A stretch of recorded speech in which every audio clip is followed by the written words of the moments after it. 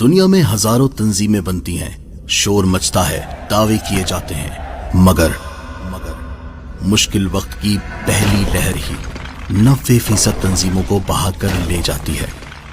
لیکن کیا آپ تصور کر سکتے ہیں کہ 1950 میں کراچی کے علاقے کھارادر سے اٹھنے والا ایک بچہ، جس کے پاس نہ کوئی بڑا خاندانی بیک گراؤنڈ اور نہ ہی بینک بیلنس، وہ تنے تنہا ایک ایسا عالمی نیٹ ورک کھڑا کر دے گا جو آج دنیا کے 190 ممالک میں پھیل چکا ہے؟ آخر کیا سیکرٹ فارمولا تھا اس شخص کے پاس؟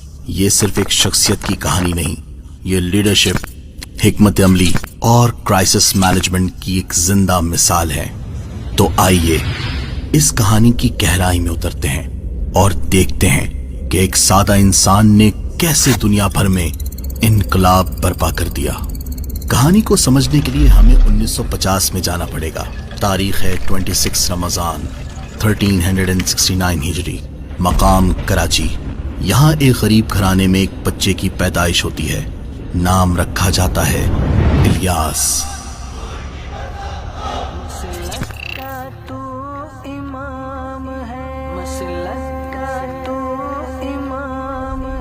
یہاں پس منظر سمجھنا بہت ضروری ہے۔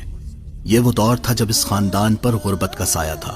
ابھی بچپن کے دن شروع بھی نہیں ہوئے تھے کہ دکھوں نے گھیر لیا۔ بچپن میں ہی والد محترم کا سایہ اٹھ گیا۔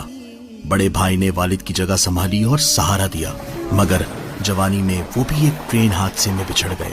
بڑے بھائی کے انتقال کے بعد ذمہ داریوں کا سارا بوجھ ان کے کاندھوں پر آ گیا اور کچھ ہی عرصے بعد والدہ محترمہ بھی اس دنیا سے رخصت ہو گئیں۔ چلی ماں چلی یا رسول اللہ۔ ذرا سوچئے، غربت اور کندھوں پر ذمہ داریوں کا بوجھ، کوئی روکنے والا نہیں، کوئی ٹوکنے والا نہیں۔ نفسیات کہتی ہے کہ ایسے حالات میں انسان یا تو ہمت ہار دیتا ہے یا کسی غلط راستے پر نکل جاتا ہے، لیکن اس نوجوان نے محنت کو چنا۔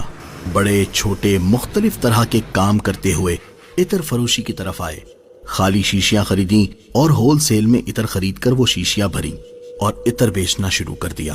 عطر کے کام کی نسبت سے اپنا تخلص عطار رکھا، یوں عطار بن گئے۔ انہوں نے حالات کا رونا رونے کے بجائے لوگوں کے رویوں کو پڑھا۔ 1981 میں صرف چند دوستوں کے ساتھ مل کر ایک پودا لگایا جس کا نام رکھا دعوت اسلامی۔ عطا ہے حبیب خدا دعوت اسلامی۔ اب سوال یہ ہے کہ مذہبی جماعتوں کے ہوتے ہوئے یہی تحریک اتنی تیزی سے عالمی سطح پر کیسے پھیلی؟ اس کا جواب ان کے ایک چھوٹے سے جملے میں ہے: مجھے اپنی اور ساری دنیا کے لوگوں کی اصلاح کی کوشش کرنی ہے انشاءاللہ عز و جل۔ یہی دعوت اسلامی کا تنظیمی مقصد بھی ہے۔ ذرا غور کیجئے، اس میں پہلے اپنی اصلاح کی بات ہے جو انسان میں غرور پیدا نہیں ہونے دیتی، اور پھر ساری دنیا یعنی عالمی ویژن کی اسی سوچ نے ایک عام مزدور کو بھی خود اعتمادی دے دی کہ وہ بھی دنیا بدل سکتا ہے۔ امیر اہل سنت نے پرانے طریقوں کے ساتھ ساتھ جدت یعنی انوویشن کو ایسا اپنایا کہ سب حیران رہ گئے۔ امیر اہل سنت کی کامیابی کے پیچھے سب سے بڑا عنصر ان کی دور اندیشی۔ وہ دور اندیش کتنے تھے؟ اس کا اندازہ اس بات سے لگائیں کہ 1996 میں جب پاکستان میں انٹرنیٹ کا تصور بھی نیا تھا، انہوں نے اردو کی پہلی اسلامک ویب سائٹ بنوا دی تھی۔ جب میڈیا کا دور آیا تو دوسروں پر تنقید کرنے کے بجائے اپنا مدنی چینل کھڑا کر دیا جو آج کئی زبانوں میں پوری دنیا میں دیکھا جاتا ہے۔ اسے کہتے ہیں فرسٹ موور ایڈوانٹیج، یعنی وقت سے پہلے وقت کی ضرورت کو سمجھ لینا۔ کمال کی بات یہ ہے کہ انہوں نے اپنی کتابوں میں مشکل الفاظ پر اعراب لگوائے تاکہ ہر کوئی آسانی سے پڑھ سکے۔ یہ بظاہر چھوٹی سی بات ہے، لیکن عوام سے جڑنے کا بہترین طریقہ ہے۔ ایک لیڈر جانتا ہے کہ اپنے کام کو زندہ رکھنے کے لیے اگلی نسل میں سرمایہ کاری کرنا ضروری ہے۔ دنیا کے ساتھ ساتھ قدم سے قدم ملانے کے لیے دینی تعلیم کے ساتھ دنیاوی تعلیم بھی ضروری ہے۔ اسی لیے سن 2011 میں دارالمدینہ کے نام سے ایک ایسا اسکولنگ سسٹم شروع کیا جہاں دین کے سائے میں دنیاوی تعلیم اور اخلاقی تربیت بھی ساتھ چلتی ہے۔ آج دنیا بھر میں ان کے درجنوں کیمپسز اس ویژن کی گواہی دے رہے ہیں۔ لیکن دوستو، ایک لیڈر کا اصلی امتحان نارمل حالات میں نہیں، بحران یعنی کرائسس میں ہوتا ہے۔ یاد کریں، कोविड-19 का वो खौफनाक दौर जब लोग अपनों से दूर भाग रहे थे, ब्लड बैंक खाली हो चुके थे, तब अमीर अहले सुन्नत की एक अपील पर रजाकारों का ऐसा सैलाब आया कि अस्पतालों में खून रखने की जगह कम पड़ गई। अगर मेरा खून किसी काम का हो तो मैं हाजिर हूँ, तो मेरा खून मैं इन मरीजों को देने के लिए तैयार हूँ। ये सब इस्लामी भाई मैदान में आए और अपने इन बेचारे दुखियारे बच्चों की मदद करें। यह है असर रसूख की ताकत। इन्होंने हमेशा नफरत का जवाब मोहब्बत से दिया।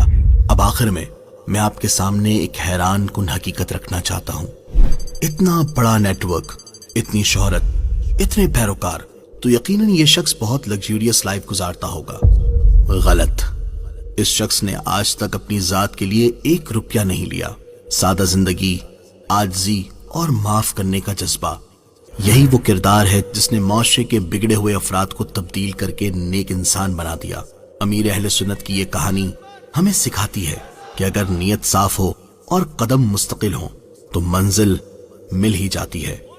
तन्हा चला था साथ तेरे, हो गया जहां, मीठा तेरा कलाम है। इलियास कादरी। मेरा अत्तार है, प्यारा अत्तार है।